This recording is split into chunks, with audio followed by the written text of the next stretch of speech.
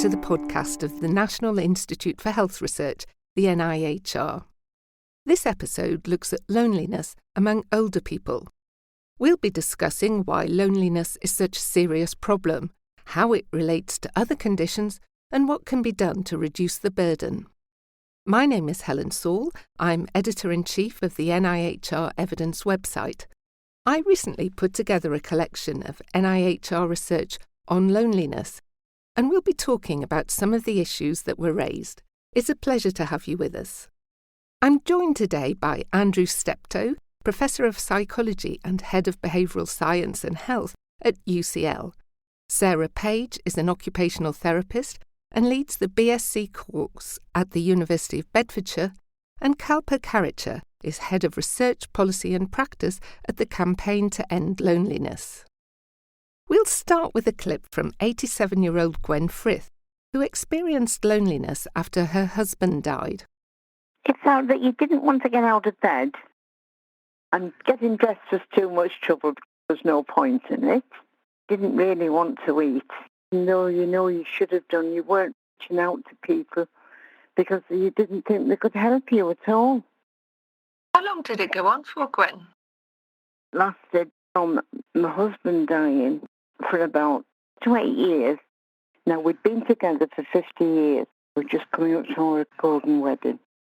And when that happened very, very suddenly, and it did, it happened in front of me. All I could say was, what am I going to do without him? And you realise that you're going further and further down this road, thinking, I'm never going to manage, I'm never going to come out of it. The more you went on and realised how you missed him, the depth of feeling is, incredible. Even now, if I talk about it, I can feel it. Gwen's experience is sadly not rare. Sarah Page, in your role as an occupational therapist, how familiar is Gwen's experience? Unfortunately, Gwen's story is very familiar to me as an occupational therapist. I see lots of people like Gwen who experience bereavement, they experience a loss and a sense of loneliness. And for people like Gwen, there is a sense of a loss of a sense of self, their identity, their role, who they are. And that can affect a person's appetite, not wanting to eat on their own anymore. It can have an effect on a person's motivation levels. So someone like Gwen, she in the morning, what's the point of getting washed and dressed? She's not going anywhere. She's not doing anything. So it can impact on her activities of daily living a lot. And for Gwen, she had a lifelong partner, I guess. And that's going to cause her some isolation in the sense that the things that they used to do together, the places they used to go, their social networks, the different links that they had as a marriage and a partnership together. It's unfortunate, but this is something that I've experienced quite a lot as an occupational therapist. Thank you. Kalpa, from your work at the Campaign to End Loneliness, I wonder if you could put some figures on this. How common is loneliness? Sure. So we know that people can experience loneliness at all stages of life, but in later life, there are a number of risk factors and many of the things that Sarah's mentioned that can increase people's risk of loneliness. And in the older population, about 40% of people report some level of loneliness. But within this, there's about 5 to 10% who report being lonely all or almost all the time. That sort of chronic loneliness that's particularly distressing and hard to shift, and where we focus most of our attention because that's most linked to poor health outcomes and early mortality. And those sorts of proportions have stayed constant for several decades. But given the demographic shifts that we know are taking place in this country, at least, that means the actual number of people over 50 who are lonely is increasing, and it's set to reach 2 million by 2026. Perhaps we should take a step back at this point and define exactly what we mean by loneliness. Kalpa. So loneliness is commonly defined as that subjective and unwelcome feeling when there is a mismatch in the quality and quantity of relationships that we have and those that we'd like. And that's based on a cognitive discrepancy theory from Perlman and Peplau. It's a widely used definition. But I think it's also important to differentiate conceptually within loneliness what we're talking about. So there's emotional loneliness, which is really when there's a lack of a trusted confidant or a meaningful relationship in someone's life, which really gives us a sense of belonging. And that's what Sarah again was talking about. It's commonly experienced after the loss of a lifelong partner. There's also social loneliness, which is really most closely linked to social isolation and really refers to the wider network of relationships that we have and whether they're as much as we'd like them to be. And then thirdly, there's existential loneliness, which draws on sort of more philosophical paradigms. And it can be an ideological lack of connection or just a feeling of not belonging or feeling very separate from others. And that could be as a result of trauma. It can be more common at the end of life. And in practice, people experience a mixture of these things. It's not that you experience just one alone. And one other thing I'd say, actually, because we talk so broadly about loneliness, it's also important to think about how frequently or how long-lived the experience is or how severe it is. Because if it's a fleeting feeling, it can actually be something that's commonly felt by people and can motivate people to re-engage and think, I must reach out to people. But it's when it becomes more intense and more long-lasting that it becomes really problematic. And as I said, that's when it's more linked to poorer outcomes and early mortality. Thank you. I'd like to look now at the link between loneliness and some specific other conditions. So, Andrew, you're the principal investigator for the English Longitudinal Study of Ageing, or ELSA. And I'd like to explore two recent studies that came out of ELSA on loneliness. So I wonder if you could start with telling us what ELSA is.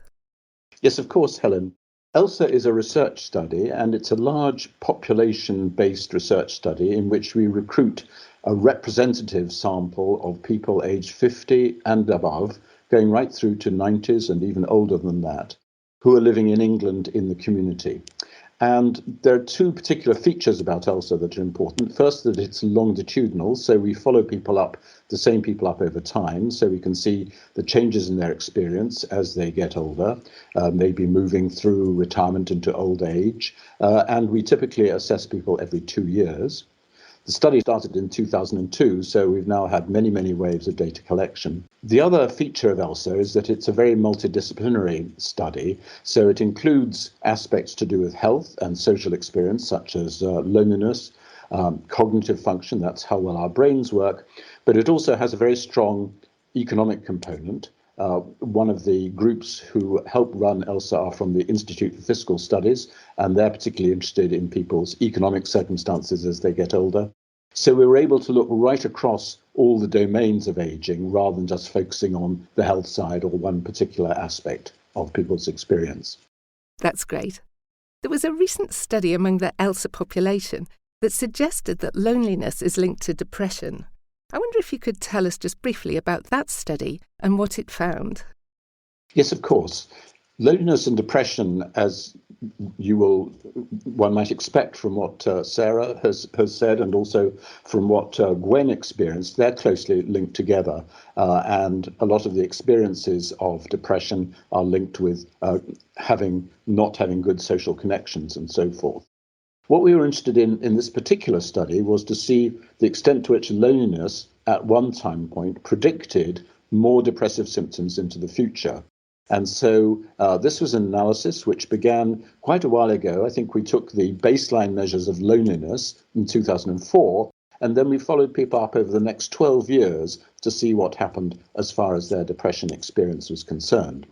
And what we found was that original measure of loneliness was predicting future depressive experience. And so the people who are more lonely at the beginning were more likely to become more depressed as time went by and as they got older.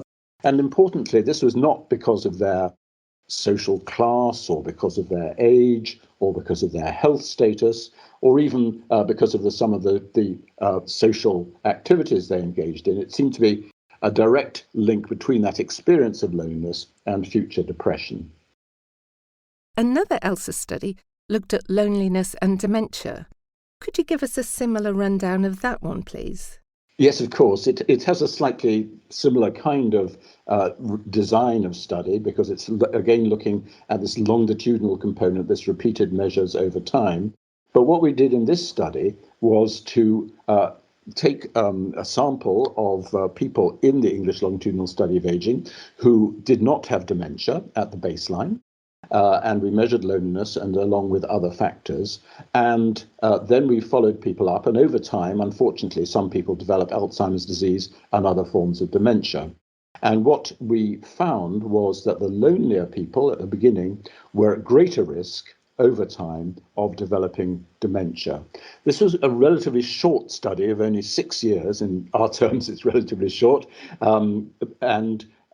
One of the issues with that kind of analysis is the sort of chicken and the egg, because we know that dementia is something which develops quite slowly. So it's certainly possible that the people who were going to develop full-blown dementia already had disturbances of their function at the beginning, which led them to be lonely. So it's quite difficult to say that the loneliness, I wouldn't say that loneliness is causing the dementia, but I think the two things are very closely linked. And loneliness is a kind of determinant here of the way in which the brain's function is declining, and it seems to be declining more rapidly in the people who are lonely compared with those who are not so lonely. How did you respond to your own results, Andrew? Was there anything in there that you weren't expecting to see?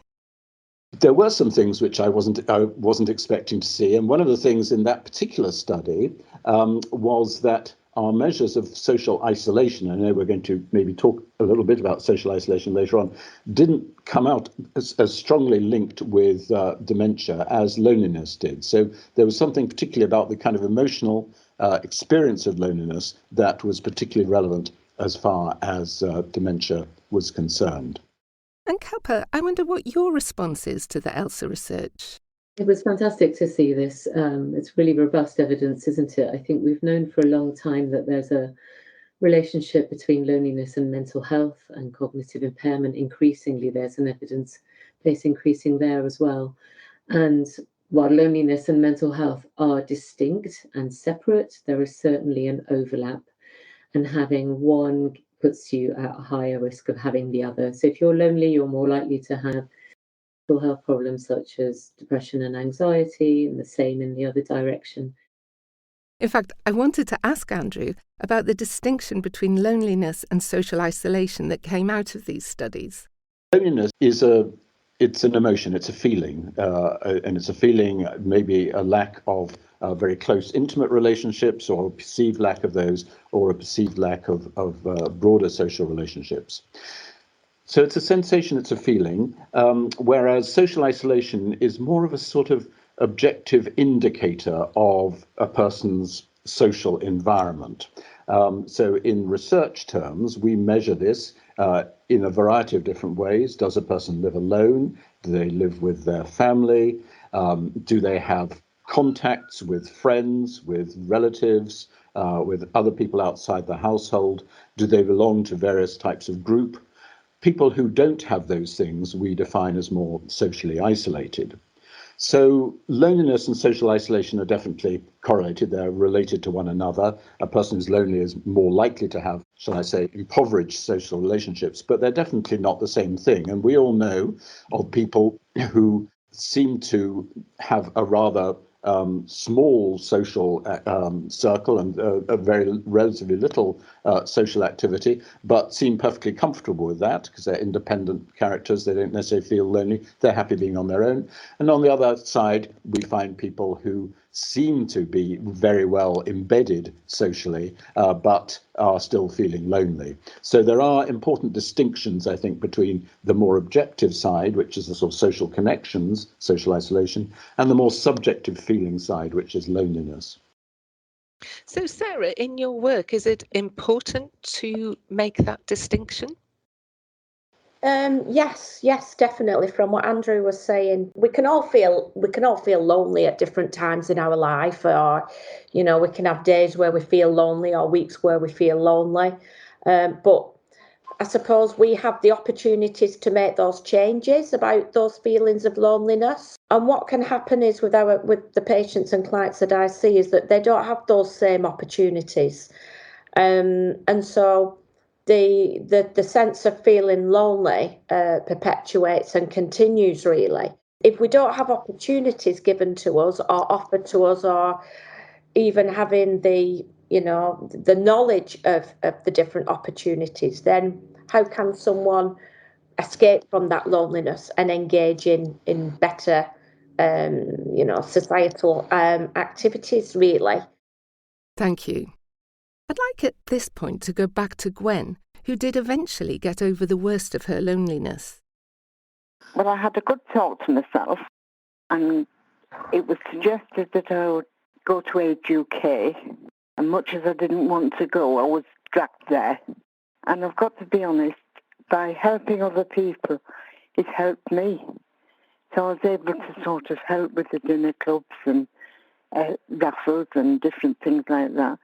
Because no matter how incapacitated you are, there is always something you can do. It took a long while and it took a lot of talking to myself. But eventually I started driving again, started feeling it was right to get out of bed and get dressed and look after yourself properly. Sarah, I don't know how typical you would think Gwen's approach was to getting out of loneliness. I mean, she sounds like a very strong lady, because it sounds like she addressed the challenges of how she felt, and she was motivated to do something about that. And I think her desire to want to make that change was certainly a strength to her and her loneliness. And the fact that she had something to do, she had meaning and purpose. She reached out to Age UK. She engaged herself within a group. She then got that sense of competency. She got that sense of socialisation. She got a sense of being occupied again. So the feelings of loneliness started to ebb away more and more. So I think that she was very, very lucky, I guess, that she managed to get back on track. But in my experience, not everybody is that lucky. Not everybody is that motivated. Not everybody is that resourceful or even has the energy to be able to do that. A lot of the time, we find people usually not wanting to go out, afraid to go out. They've lost the confidence to go out. And so even going perhaps even down the road for a walk can seem enormous. So definitely she is a very strong lady, but not everybody has the skills and abilities that Gwen has. So all credit to Gwen, really, for being able to do that. I think she described herself as lucky, actually several times in our conversation. But in this situation with someone who isn't feeling as able to be as motivated as Gwen, what advice would you give Sarah? I'm just looking for some tips here, really, for occupational therapists and perhaps other healthcare professionals who are visiting older people who are lonely. I think definitely you need to give someone the value of your time. I know that time is so, so precious for us all. But if we're going to go and see someone and we're not going to give them the value of our time, a quick 5-minute visit, hello, I'm popping in, off you go. You've not given the person the opportunity to answer the question, how are you feeling today? How are you? Think about the question, do you feel lonely? Is that such a bad question to ask someone?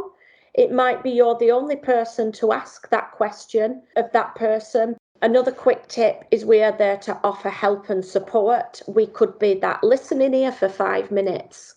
That 5 minutes of listening to someone is worth its weight in gold, because then we can do something about that person's situation and we can act upon that. And I suppose finally, going into a person's environment, it's just looking for different clues, really. They might be telling you one thing, but actually their environment is telling you another. So it's just having a cast of your eyes over, is the person looking well? Does it look like they're having something to eat? How do they look in their facial expressions? Is there any indicator that a person might be feeling low of mood, and yet they're telling you, yes, everything's fine, I'm fine, thank you very much. So yeah, those would be my quick top tips, I guess. And Kalpa, do you have anything to add to that?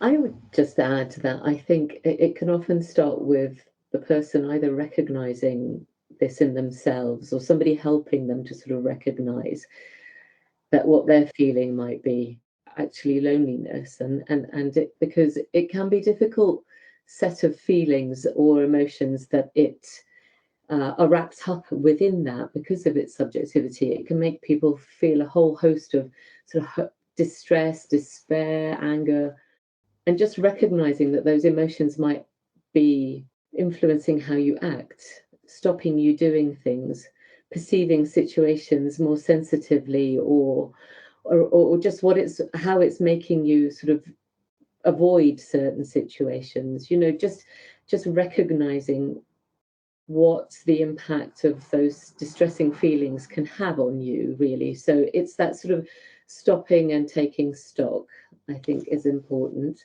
I agree with what Sarah was saying in terms of going beyond the transactional. So it's really about quality of contacts that we have with people, be it in a care setting or be it in amongst what people choose or might have chosen to do for their leisure time. So I think there's an awful lot there that can be done, and it's often about the time and the quality of the contact that we're talking about, I think.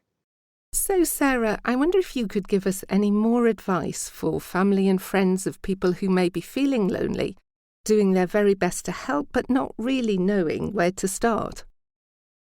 Yeah, absolutely. So some more top tips can be, to spend time, some quality time with the person that you're going to see. So it could be as a family carer.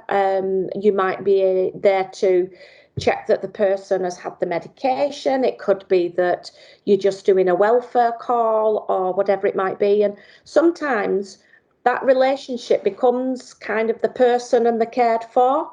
And there is a loss of that quality relationship between the two people. So it's about sitting down and talking about the person's strengths, talking about their life, talking about their life history as well, getting them to engage, I suppose, by looking back and remembering that this is a very accomplished person, and not forgetting that. It's about being patient as well.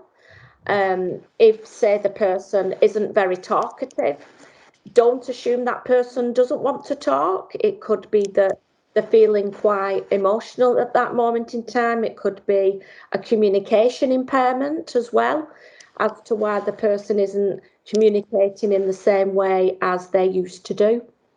It's about using the services that they have locally, looking at local groups, local organisations, and speaking to professionals as well, speaking to, the GP, the occupational therapist, and seeing what it is that can help that person at home.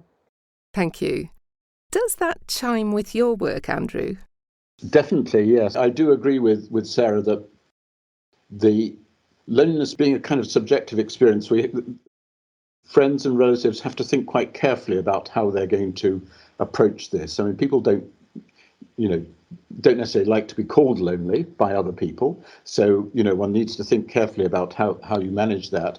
And for a lot of people, they feel, or they can feel, that loneliness may be, to some extent, a sort of their own fault, that they're not particularly likable, or they're not, other people don't find them very interesting. And so there's a sort of an issue of self-worth which can come in, which could be damaged in those individuals. And so thinking about how to connect with people without them feeling that they've got some great sort of deficit, some great lack is really important, I think. Kalpa, would that be in keeping with your point of view? Yes, absolutely. I think What it makes me think about is how much we need to emphasize the value of our relationships throughout our lives. They're not a given. We have to work hard at keeping them alive, maintaining ones that come and go because of our circumstances changing.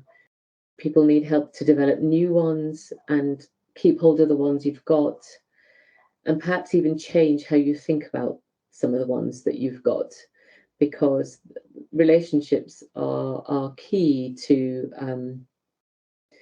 our health and well-being throughout our lives, really. Thank you very much. I think we can move on now to the future. And Andrew, I wonder what further research is needed. Where are the gaps?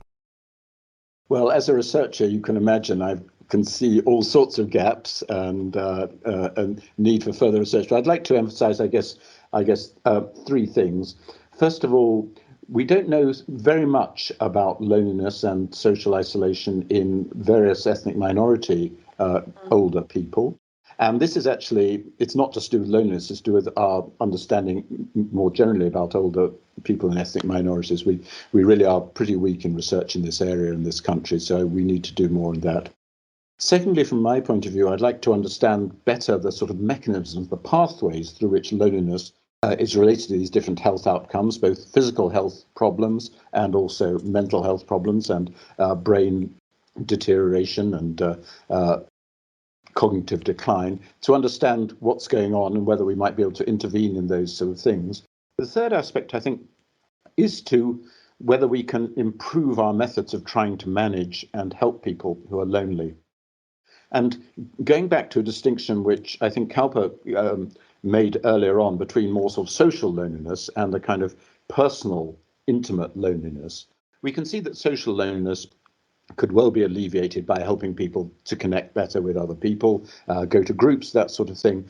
That's not necessarily going to help with the sort of the real personal individual sense that you don't have someone close to you. And the sad truth is that for many older people, when they've lost their partners and so on, they're probably never going to make great strides in that area. So I think it's a real challenge to think about how we can deal with loneliness across the board, not just the more sort of social engagement side, but also people's sense of being lonely and how we can change that.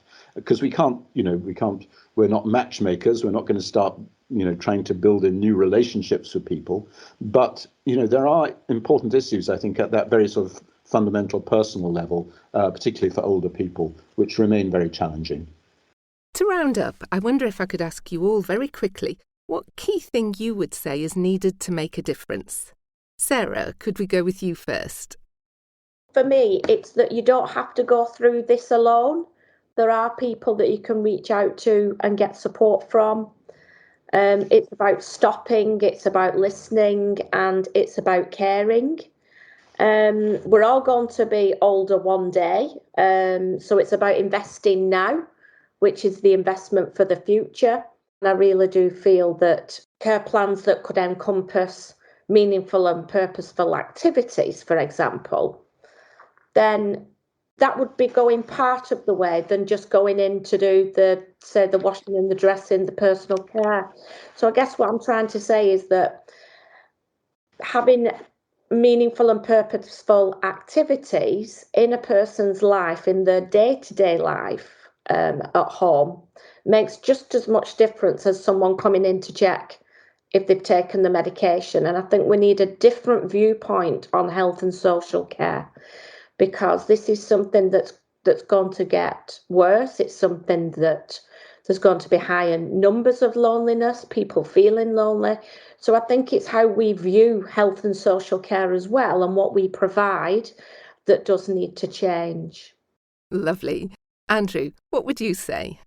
Well, programs such as the Campaign to End Loneliness and the general attention paid to loneliness is just far greater in this country than many other places. So I think we can be proud that is happening.